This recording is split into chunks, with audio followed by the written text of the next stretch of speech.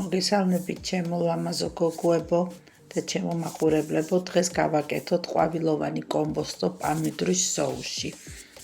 ამისათვის დაგჭირდება ესე ქვაბში ჩავასხათ ზეთი, გვაქვს სასურველი რაოდენობით, დავჭრათ 1 თავი ხახვი და 2 ცალი, 2 კბილი ნიორი. მოვშუშოთ ეს ყველაფერი კარგად და შემდეგ დავამატოთ ბულგარული მწვანე წიწაკა, როგორც ხედავთ, 1 ცალი და 2 ცალი გახეხილი სტაფილო. ყველაფერი კარგად ჩაიშუშოს, მორბილდეს და შემდეგ ჩავაწყოთ შიგნით გარიცხილი და ესე მოტეხილი, ანუ დარჩეული კარგად ყვავილოვანი კომბოსტო. ხო, ჩემო ძვირფასებო, ეხა აი ამ ჩვენ კომბოსტოს დავასხათ 2 ცალი გახეხილი პამიდორი. ცოცხალი პამიდორი თუ გაქვთ უკეთესია, თუ არა და შეგიძლიათ გამოიყენოთ კონსერვის. ესე აგრეთვე ჩემო კარგებო და ჩემო ფუსფუსა დიასახლისებო, დავუმატოთ ამ ჩვენ ყვავილოვან კომბოსტოს 1 ჩაის კოვზი ტომატის პასტა.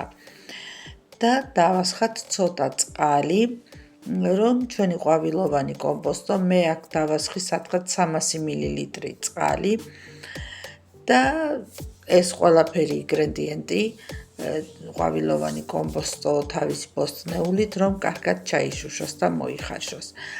ვინც მარხულობთ ჩემო კარგებო, მართლა ძალიან სასარგებლო და გემრიელი კერძია.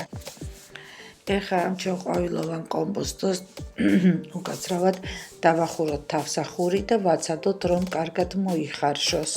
შემდეგ ჩაჩხვლიტეთ, ამ გემოთი გასინჯეთ, არის თუ არა კარგად მოხარშული.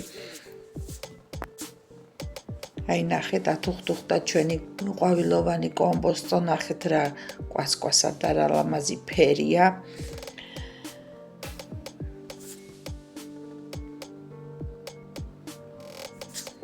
ეხლა ამას ჩვენ დავუმატოთ, რა თქმა უნდა, ცოცხალი მწვანილი.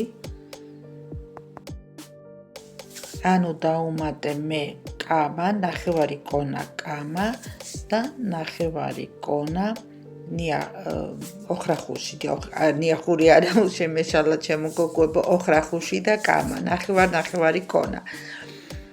აი ესე ჩვენი კერძიც მზად არის.